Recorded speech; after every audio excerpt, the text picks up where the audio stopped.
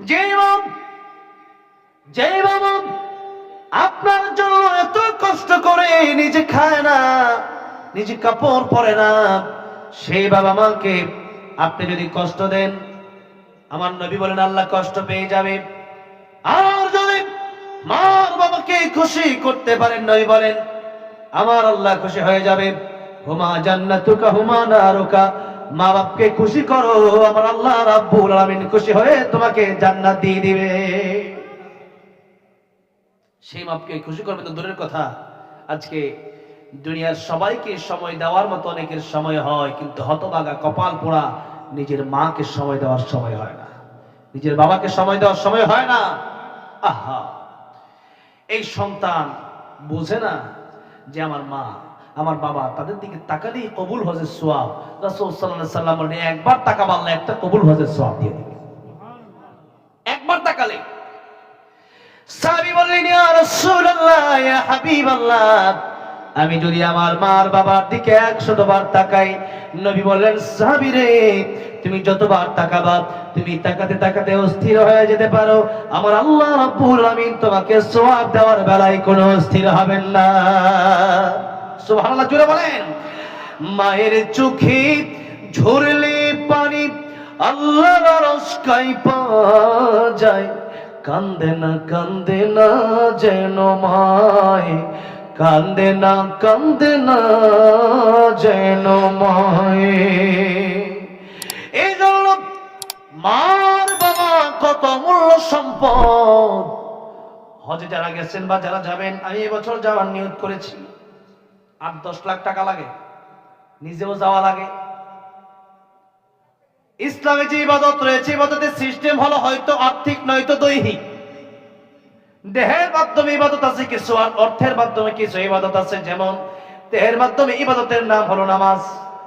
নামাজ যদি আপনি পড়েন, ফজরের নামাজের সময় যদি আপনি বলেন এত শীত, তো একজন যাচ্ছে, আপনি বললেন তুমি যাচ্ছ তো তোমাকে 500 টাকা দিলাম, আমার ফজরের নামাজটা তুমি পড়ে দিয়ে এসো, কি বলেন নামাজ হবে নাকি? আপনার নামাজ আপনাকেই পড়তে হবে। অন্য 50,000 মানুষ মিলে যদি আপনার নামাজ পড়ে, নামাজ হবে না। আপনার নামাজ আপনাকে মসজিদে গিয়ে জামাতের সাথে পড়তে হবে। আরেকটা ইবাদত হচ্ছে আর্থিক, একটা না মানে অনেক ইবাদতই, তো একটা আমি কথা বলছি, যেমন যাকাত। যাকাত আপনার 10,000 টাকা আসছে এক বছরে, আপনি 10,000 টাকা না দিয়ে আপনি বললেন আমি 10 টাকার নামাজ পড়ে নিই, যাকাত আদায় হয়ে যাবে? হবে? হবে না। নামাজের জায়গায় নামাজ, দেহের ইবাদত আলাদা আর অর্থের ইবাদত আলাদা, দুটার ইবাদত ভিন্ন ভিন্ন। কিন্তু কিছু ইবাদত আছে যেটা দেহও লাগে অর্থও লাগে। এটার মধ্যে একটা হচ্ছে হজ। একটা কি? হজ। হজ করতে হলে টাকারও প্রয়োজন হয়, আবার দেহেরও প্রয়োজন হয়। কারণ টাকা আছে দেহ ভালো না, যাওয়ার দরকার নাই। আবার দেহ আছে টাকা নাই, আপনার উপর হজ ফরজ হবে না। দুটোর সমন্বয়ে, দেহ এবং অর্থের সমন্বয়ে আপনাকে হজটা করতে হবে। এখন 8-10 লাখ টাকা যদি লাগে হজ করতে, এই 8-10 লাখ টাকা কামানো কি সহজ না কঠিন? কঠিন না? অনেক কঠিন। 8-10 লাখ টাকা কামানো যে ধনী তার জন্য কঠিন। এখন এটা হচ্ছে এক। দ্বিতীয় কথা হচ্ছে আপনাকে তো সেখানে কাবা শরীফে যেতে হবে, নাকি বলেন? তওয়াফ করতে হবে, সাই করতে হবে, মিনায় যেতে হবে, মুজদালিফায় যেতে হবে, আরাফার ময়দানে যেতে হবে, কোরবানি করতে হবে, অনেক কাজ। টিকিট করতে হবে, ভিসা করতে হবে, পাসপোর্ট করতে হবে, ট্রাভেলসে যেতে হবে, অনেক কাজ। এত কাজ করার পরে বছরে হজ করা যায় কয়বার? বছরে হজ করা যায় কয়বার? আপনারা মনে হয় রাগ করতেছেন, সময় কি বেশি লম্বা হয়ে গেছে নাকি? মাত্র 11টা বাজে, এখনো বাজে নাই আর কি। তো 11টা পর্যন্ত একটু জবাব দিন, হজ করা যায় বছরে কয়বার? একবার। আর মা বাবার দিকে বছরে কয়বার তাকানো যায়?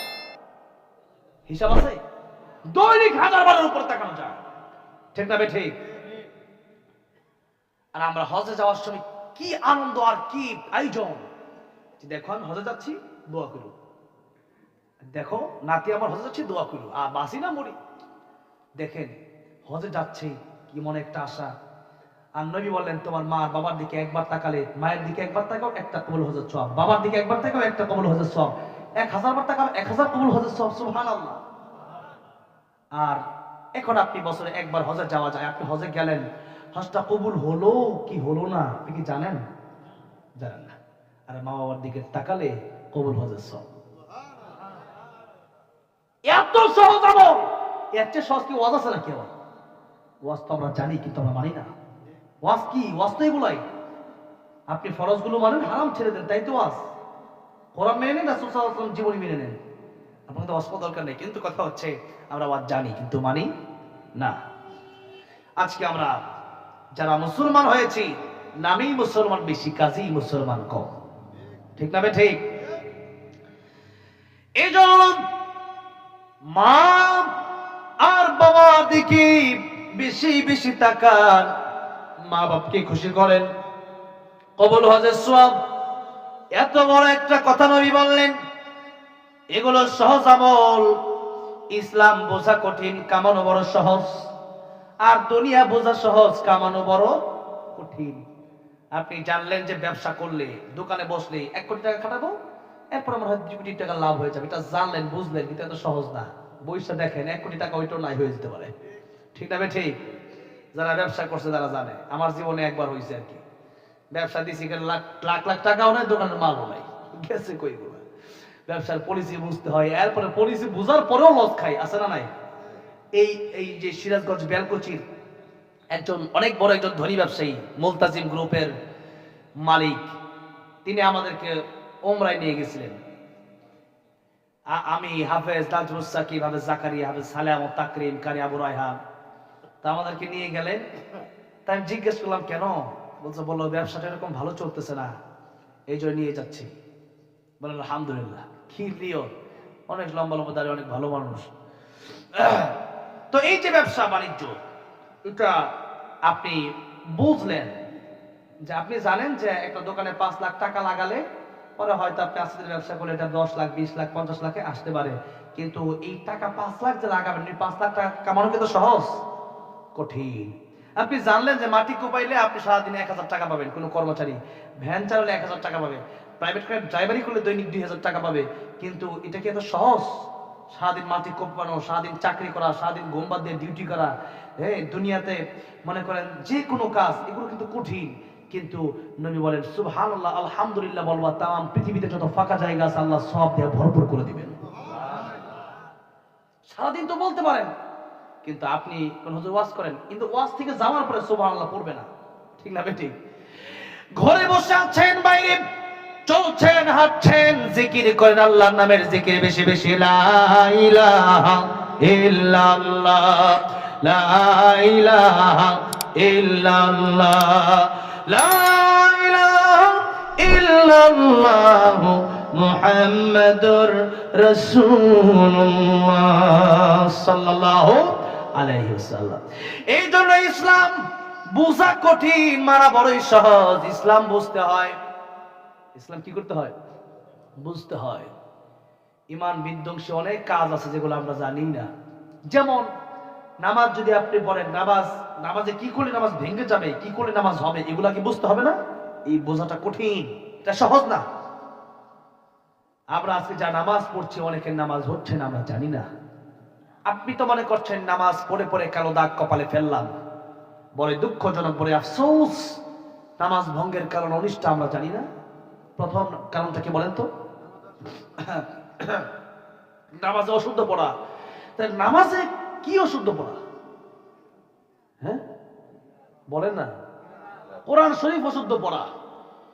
কিন্তু বাংলাদেশে সবার তেলাওয়াত কি শুদ্ধ? মুসলমানের অশুদ্ধ তেলাওয়াত। বড় আফসোস, এখানে যারা কথা বলে এরকম অনেককেই দেখলাম কোরআন তেলাওয়াত অশুদ্ধ।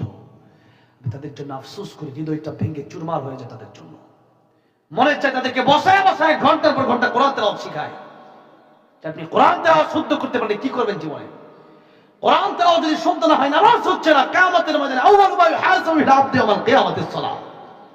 কিয়ামতের ময়দানে কিসের হিসাব সর্বপ্রথম হবে? বসুন বলেন, কি বলেন? নামাজ। নবী বলেন নামাজের হিসাবে যারা পার পেয়ে যাবে, সব হিসাবে তারা পার পেয়ে যাবে, জান্নাতে চলে যাবে। নামাজে ধরা খাবেন তো সব জায়গায় ধরা খেয়ে যাবে। প্রথম প্রশ্নে আপনি ফেল। আর আপনি যদি বলেন যে কোরআন শরীফ আমি শিখতে পারি নাই, কোরআন শরীফ আল্লাহ বুঝি নাই, আল্লাহ বলবেন বুঝলা না কেন? খেতে হয় কিভাবে বুঝেছো, চাকরি করতে হয় কিভাবে বুঝেছো, ব্যবসা করতে হবে কিভাবে বুঝলা, ডক্টর কিভাবে হতে হয় বুঝলা, ইঞ্জিনিয়ার কিভাবে হতে হয় বুঝলা, দুনিয়ার সব বুঝলা, কোরআন কেন বুঝলা না? আমি আল্লাহর কালাম, পৃথিবীতে এর চেয়ে বড় গ্রন্থ কিছু ছিল না, যেই গ্রন্থে কোনো ভুল ছিল না ওটা পড়লো না, আর যেই গ্রন্থে ভুলে পড়া ওই সব হাট্টি মাটিন তিন ঘোড়ার ডিম সব পড়লা, কেন এটা বুঝলা না? আপনি জবাব দিতে পারবেন সেদিন? আল্লাহ আপনাকে প্রশ্ন করলে আপনি জবাব দিতে পারবেন? আজ এই দেশে তাফসীর মাহফিল হচ্ছে, এই দেশে এই মসজিদ মাদ্রাসাগুলোতে বয়স্ক কোরআন শিক্ষা চালু করেন আপনারা, এই দেশে তাফসীর মাহফিল হচ্ছে, এই দেশে মসজিদ মাদ্রাসা লক্ষ লক্ষ অভাব নাই। আমাকে গত বছর দাওয়াত দিয়েছিল, সেখানে সেই মাহফিলে হিন্দুরাও পর্যন্ত মাহফিলে টাকা দিয়েছে, সেই মাহফিলের কমিটি হিন্দু, বলেন মারহাবা। আমি মানে মুসলমানরা আয়োজন করেছে, সাথে হিন্দুরাও মানে তারা এক একজনের সাথে এভাবে মিলেমিশে চলে, যার কারণে ওরাও টাকা পয়সা দিয়েছে, মাহফিলের কমিটি এইভাবে আয়োজন করছে। একেবারে মুসলিম খুব সে এলাকায় খুব কম, সেখানে হিন্দুদেরকে দাওয়াত দিলাম ভারতের আসামে। যাওয়ার পরে সেখানে একজন পুলিশ অফিসার ছিলেন, তিনি আমাকে দাওয়াত করেছিলেন। তো তিনি আমাকে বললেন যে ওই অফিসারের ভাই, বড় ভাই আমাকে বললেন যে আপনারা বাংলাদেশে জন্ম নিয়েছেন, আমরা শুধু আফসোস করি আপনাদের জন্য, বাংলাদেশের মানুষ যদি আমি হতে পারতাম, এই জন্য আফসোস করি। কেন? আমি মুসলমান, বাংলাদেশের মানুষ, মুসলিমের অভাব নাই, বুক ফুলায় চলি, আর দেশে হিন্দু আর হিন্দু। আমি যেখানে গেছি মাহফিল, তার পাশেই দেখি মূর্তি, ওখানে হিন্দুর বাড়ি, পাশেই হিন্দুর বাড়ি, আর সাথে মুসলমানদের বাড়ি, তারা ওখানে একটা মাঠে মাহফিলের আয়োজন করলো। তাহলে সেখানে মাহফিলের আয়োজন করলো, এরপর তারা আফসোস করে বললো যে বাংলাদেশে যদি আমার জন্ম হতো কত ভালো হতো, এই দেশে ওই রকম মাদ্রাসা মসজিদ ওই রকম নাই, এদেশে আমরা চাইলেই একটা আলেমকে দাওয়াত দিতে পারি না, চাইলে একজন হুজুরকে নিয়ে আসতে পারি না, চাইলে কোরআন শিখতে পারি না, চাইলে আমরা মসজিদে নামাজে যেতে পারি না। আজকেও দেখলাম ইন্ডিয়াতে মসজিদ ভাঙ্গা হচ্ছে, এদেরকে যারা বন্ধু বানাইছে এরা হচ্ছে ইসলামের প্রকাশ্য শত্রু, ঠিক না ঠিক? ভারতকে যারা বন্ধু বানিয়েছে এরা ইসলামের প্রকাশ্য শত্রু, কোরআনের শত্রু, আল্লাহর শত্রু, ঠিক না ঠিক? এদেরকে বন্ধু বানাইছে, এদেরকে বন্ধু বানায়া এরপর আলেমদেরকে শুধু জেলে ঢুকাইছে, এরপর আলেমদেরকে ফাঁসি দিচ্ছে, এদের কথার কারণে। আমার ভাইরা, আমার মুরব্বি মুআজ্জিরা, ইন্ডিয়াতে ভারতে কোরআন শিক্ষার ব্যবস্থা আমাদের বাংলাদেশের মতো নাই, এদেশের মতো মসজিদ মাদ্রাসা নাই, এদেশের মতো উপরে মাহফিল এরকম করা যায় না। মাহফিল করলেও প্রশাসন আসে, দেখে কি বলে না বলে। সারা জীবন মুসলমানরা আবদ্ধ হয়ে আছে ইন্ডিয়াতে, আর দেশের মধ্যে আমরা মসজিদ পেয়েছি, মাদ্রাসা পেয়েছি, ওলিদেরকে পেয়েছি, আলেম পেয়েছি, কোরআন হাফেজ পেয়েছি, এরপরেও যদি কোরআন শরীফ না শিখি তাহলে আল্লাহর কাছে ধরা খাবো কি খাবো না বলেন? ধরা খেতে হবে। তাহলে কোরআন যাদের শুদ্ধ নাই, আজকের এই মাহফিল থেকে পণ করে যাবেন, আমার কোরআন তেলাওয়াত আমি যেভাবেই হোক শুদ্ধ করে নিব, ঠিক না ঠিক? বলে ইনশাআল্লাহ। আর মানে আপনাদের কষ্ট চাই বুঝতেছি, আর মাত্র 15-20 মিনিট, ঠিক আছে? ইনশাআল্লাহ 15-20 মিনিট যতটুকু পারা যায় কথাটা বলে শেষ করছি। তাহলে আজকে আমরা তাহলে আমরা এই পৃথিবীতে আসছি, এই পৃথিবীতে আমরা গোলামি করব কার? আল্লাহ। আল্লাহ বলেন গোলামি যদি না করো তাহলে বের হয়ে যাও। এখন ওই যে বাবা বললো তোকে আমি বের হওয়ার জন্য বলি নাই, তোকে বলেছি তুই যেন আমার কাছে ক্ষমা চাস। আজকে থেকে আমরা ক্ষমা চাবো আল্লাহর কাছে। আল্লাহ, এতদিন নামাজ পড়ি নাই, এখন থেকে পড়বো, এতদিন বুঝি নাই, এতদিন আমরা চলেছি মালিকের মতো, আসলে আমি তো মালিক না, আসলে আমি তো গোলাম। আসলে আল্লাহর কাছে নত হয়ে চলা প্রয়োজন, কিন্তু আমরা দাম্ভিকতার সাথে চলি, মনে করি আমি কি জানো, কিন্তু আমি কিছুই না, আমি তো গোলাম, আমি গোলামের ঘরের গোলাম। মালিক একজন, তিনি কে? মালিক একজন, তিনি কে? আল্লাহ। আল্লাহু আকবার। সেজন্য মালিক আমার আল্লাহ, আমি তার গোলাম। পৃথিবীতে এই কথাটা মেনে যদি কেউ থাকে তাহলে সে ব্যক্তি গুনাহ করতে পারে না, সুদ খেতে পারে না, ঘুষ খেতে পারে না, চুরি করতে পারে না, ডাকাতি করতে পারে না, মদে মুখ লাগাতে পারে না। এই জন্য আল্লাহর গোলামি আপনি যদি করেন আর না করেন, আল্লাহ বলেন আমার কোনো লস হবে না। গোলামি যদি না করো তোমারই ক্ষতি হয়ে যাবে। আল্লাহ বললেন আল্লাযী খালাকাল মাউতা ওয়াল হায়াতা লিয়াবলুয়াকুম আইয়ুকুম আহসানু আমালা ওয়া হুয়াল আজিজুল গফুর। বান্দারে, এই পৃথিবীতে আমি আল্লাহ মরণ আর হায়াত সৃষ্টি করলাম। বান্দারে, কেন সৃষ্টি করলাম?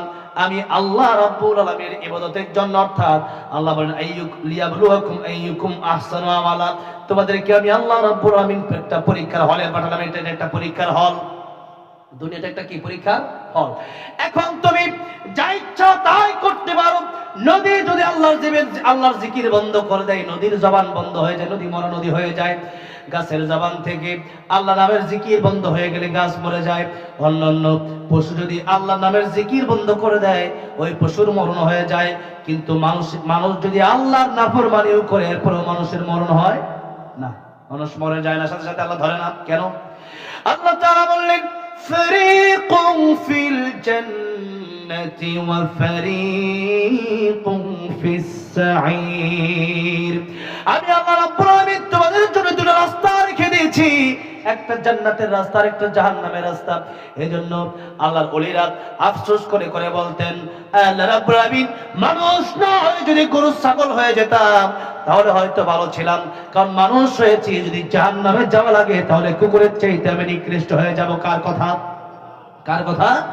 আল্লাহ বললেন লাহুম কুলুবুন লা ইয়াফকাহুনা বিহা ওয়া লাহুম আ'য়ুনুন লা ইউবসিরুনা বিহা ওয়া লাহুম আযানুন লা ইয়াসমাউনা বিহা উলাইকা কাল আন'আমি বাল হুম আদাল উলাইকা হুমুল গাফিলুন। আল্লাহ বলেছেন কলম আছে, আমি আল্লাহ বোঝার চেষ্টা করলো না, আমি আল্লাহ তারা যে সৃষ্টি করলাম এটা সে বুঝলোই না। এরপরে কান আছে, কান দিয়ে কোরআন শুনলো না, চোখ আছে কোরআন দেখলো না। আল্লাহ রাব্বুল আলামিন শুধু পশুই না, বরং পশুর চাইতে অনেক কৃষ্ট। অথচ আল্লাহ রাব্বুল আলামিন অন্য আয়াতের ভিতরে বললেন ওয়ালাকাদ কাররামনা বনি আদম, এই বনি আদমকে আমি আল্লাহ ফেরেশতার চাইতে বেশি সম্মানিত করেছি। বলেন সুবহানাল্লাহ।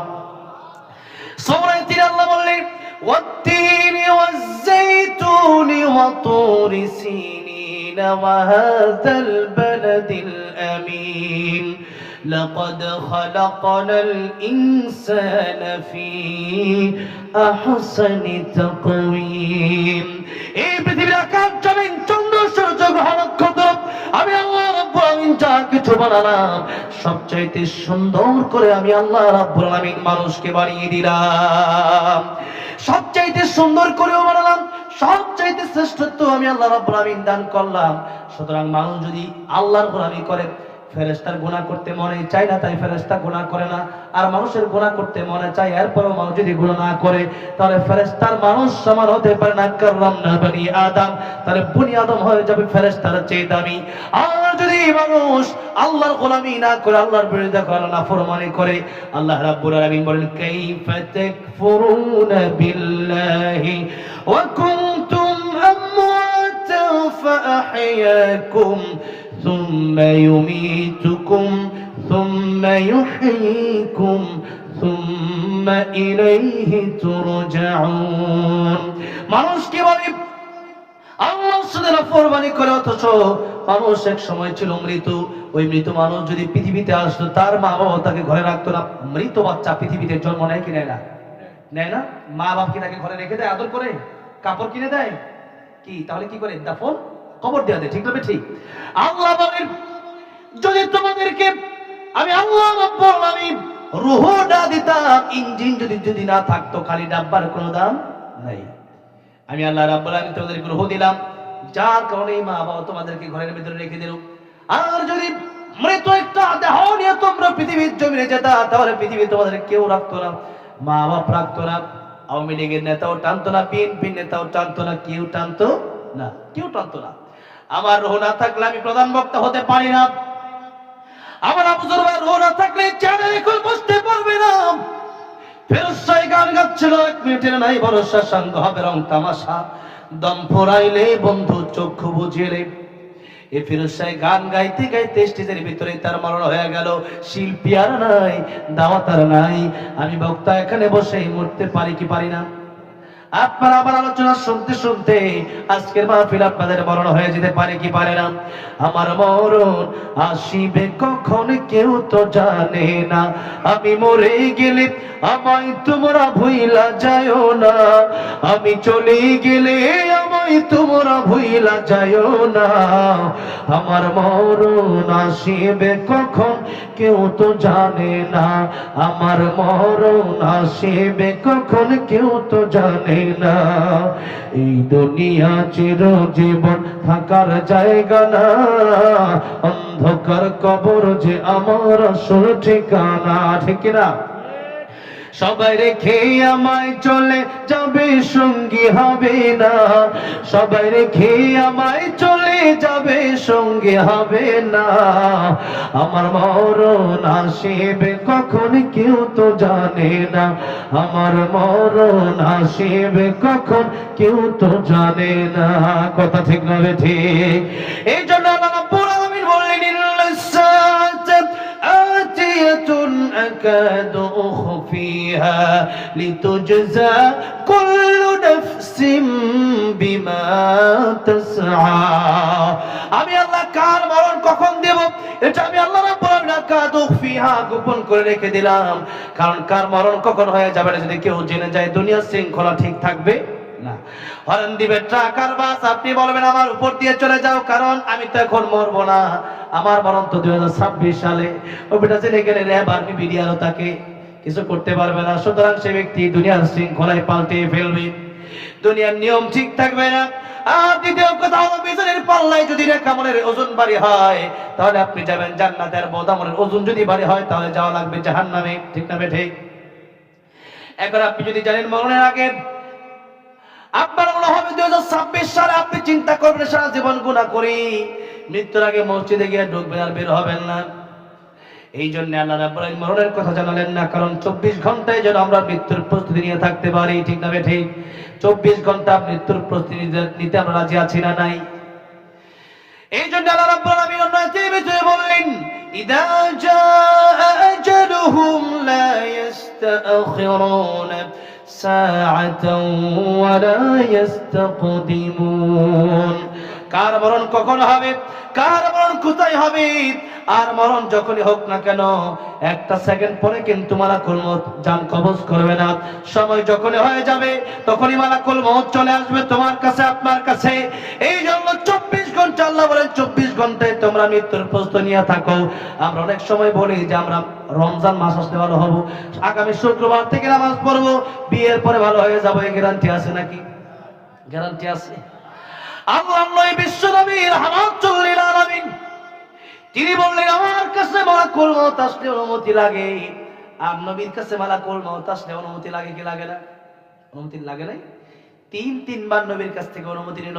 দরজার বাইরে থেকে এসে প্রথমেই সালাম দিল, আসসালামু আলাইকা ইয়া রাসূলুল্লাহ। নবী বলেন ফাতেমা দরজা খোলো, তাকায় দেখো কে আসছে, যেন আমারে সালাম দেয়। ফাতেমা রাদিয়াল্লাহু আনহা দরজা খুলে দেখলেন আকাশের উপর তার মাথা, জমির নিচে তার পা। ফাতেমা রাদিয়াল্লাহু আনহা বলেন নবী দরজার সামনে কে আসলো? মক্কাতে এমন মানুষ কোনদিন দেখি নাই, মদিনাতে এমন মানুষ কোনদিন দেখি নাই। নবী বলেন এটা মালাকুল মউত আজরাইল। ফাতেমা বলেন বাবা মালাকুল মউত আসছে, আজরাইল আমি ঢুকতে দেব না। নবী বললেন না, মানুষের কাছে যায় মালাকুল মউত পারমিশন নেয় না, আমার কাছে পারমিশন নিয়েছে, আমি রাহমাতুল লিল আলামিন। আমাকে আমার আল্লাহ সম্মান দিয়েছেন, এই জন্য মালাকুল মউত আজরাইল দরজার বাইরে থেকে অনুমতি চায়, ফাতেমা রে তুমি দরজা খুলে দাও। দরজা খুলে দেওয়া হলে পরে মালাকুল মউত যখন ঘরের ভিতরে প্রবেশ করেন আবার অনুমতি নিলেন, ইয়া রাসূলুল্লাহ ইয়া হাবিবাল্লাহ আমি কি আপনার জান কবজ শুরু করব? আপনি কি থাকতে চান না চলে যাবেন? আল্লাহ বলেছেন আপনি থাকতে চাইলে আপনার নেক হায়াত বাড়ায় দিবেন। নবী বলেন হাত্তা আতা জিবরাইল, জিবরাইল আসার আগ পর্যন্ত তুমি অপেক্ষা করো। জিবরাইলের সাথে আমার এখন অনেক কথা বাকি আছে, আমার আল্লাহর সাথে আমার এখন আমার উম্মতকে নিয়ে অনেক কথা বাকি আছে। এরপর আমি তোমাকে বলবো আমি যাব কি যাব না। এরপরে লম্বা ঘটনা, শুধু যেটা বোঝাতে চাই মালাকুল মউত আবার অনুমতি নিল। জিবরাইল আলাইহিস সালাম আসার পরে অনেক কথা হলো, এরপরে মালাকুল মউত আবার অনুমতি নিল। এরপরে নবী বলেন এবার আমার জান কবজ শুরু করো। কয়বার অনুমতি নিলেন? কয়বার? তিনবার অনুমতি নিলেন। কিন্তু নবীজি সাহাবায়ে কেরামদেরকে কি বলছেন লক্ষ্য করে শুনেন। আল্লাহর হাবিব রাহমাতুল লিল আলামিন মুহাম্মদুর রাসূলুল্লাহ সাল্লাল্লাহু আলাইহি সাল্লাম বলছেন সাবিরা আমার কাছে মালাকুল মউত আসতে অনুমতি লাগলেও আমি নবী গ্যারান্টি দিতে পারি না আমি নামাজের পরে আমি রাহমাতুল লিল আলামিন নবী নামাজের পরে ডান দিকে সালাম ফিরায়া বাম দিকে সালাম ফিরাবো এই গ্যারান্টি আমি নবীও দিতে পারি না। আল্লাহর নবী বিশ্ব নবী রাহমাতুল লিল আলামিন নবী যদি এই কথা বলেন ডান দিকে সালাম ফিরায়া বাম দিকে সালাম ফিরাবো এই গ্যারান্টি আমি নবীও দিতে পারবো না। আমার মতো সুরমুদ্দি কুরমুদ্দি আমার মতো আপনার মতো লোক কি গ্যারান্টি দেওয়ার মতো ক্ষমতা রাখতে পারি না? কি বলেন? যে কোনো সময় মানে কর্ম আসতে পারে। সুতরাং আগামী কাল আপনি আমি বাঁচবো কিনা তাও আমি জানি না, আগামী বছর এই মাহফিলে আমি আপনি থাকবো কিনা তাও আমি আপনি জানি না। সুতরাং ভালো হওয়ার জন্য আগামী রমজান মাস আগামী শুক্রবার বিয়ের পড়ানো এখনই ভালো হতে হবে, এখনই ভালো হতে হবে। যে আগামী কাল তাও না, এখনই ভালো হতে হবে। ভালো হওয়ার জন্য প্রথম কথাই হচ্ছে তওবা করতে হবে। কি করতে হবে? তওবা করতে হবে। তওবার জন্য আমাকে আপনাকে অনুতপ্ত হতে হবে। আল্লাহ, ইতিপূর্বে সুদে ছিলাম, ঘুষে ছিলাম, জেনা করেছি, ব্যভিচার করেছি, মদ্যপান করেছি, জুয়া খেলেছি, আমি আমার মাকে কষ্ট দিয়েছি, আমি আমার বাবাকে কষ্ট দিয়েছি, নামাজ আদায় করি নাই। আল্লাহ, এতদিন পর্যন্ত যা হয়েছে আল্লাহ তুমি রহমান রহিম মাফ করে দাও। একটা তবে মনে রাখতে হবে, বান্দাকে যদি কষ্ট দিয়ে থাকেন বান্দা না মাফ করা পর্যন্ত আল্লাহ মাফ করবে না। রিকশাওয়ালাকে থাপ্পড় দিয়েছেন, আপনি ঘুরছেন, আপনি ওই রিকশাওয়ালার কাছে ক্ষমা না চাওয়া পর্যন্ত আল্লাহ মাফ করবে?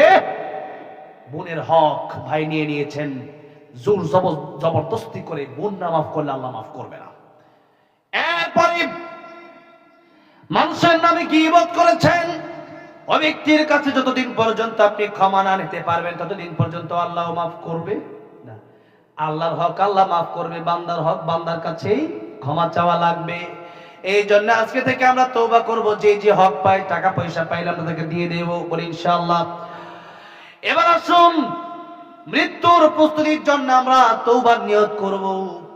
আরেকটা কথা হচ্ছে, আমরা সামনে যতদিন চলবো আমরা ততদিন পর্যন্ত কোরআন যা বলেছে তাই আমরা মেনে নেব।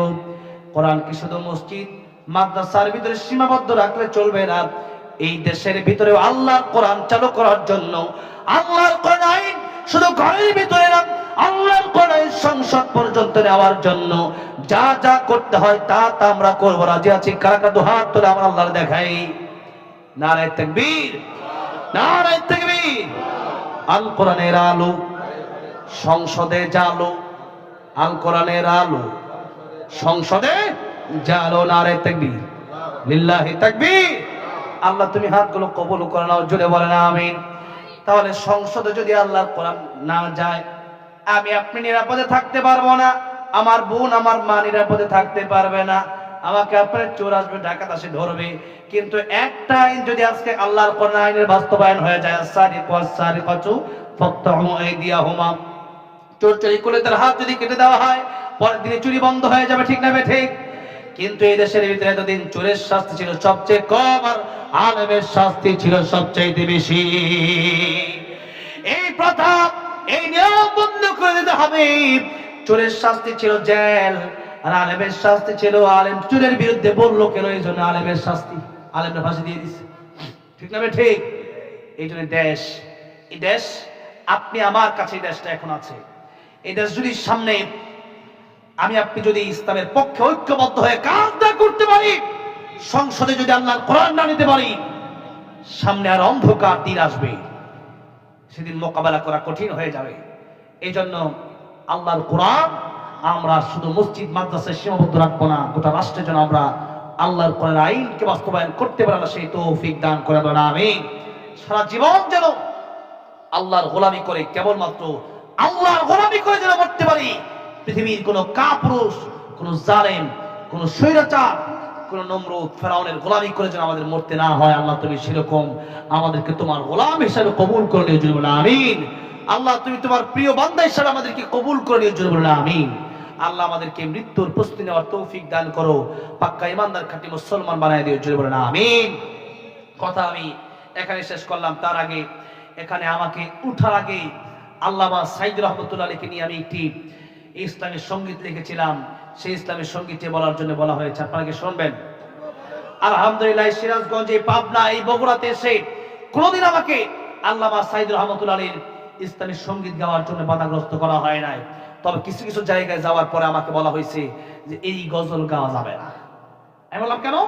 আমাকে বললো আল্লামা সাইদি তুমি মরনি, তুমি কি মরে যাইতে কি হয়েছে? বললাম শহীদ হয়েছে, আর আল্লাহ বলেছে ওয়ালা তাকুলু লিমান ইউকতালু ফি সাবিলিল্লাহি আমওয়াত বাল আহইয়াউ ওয়ালাকিন লা তাশউরুন।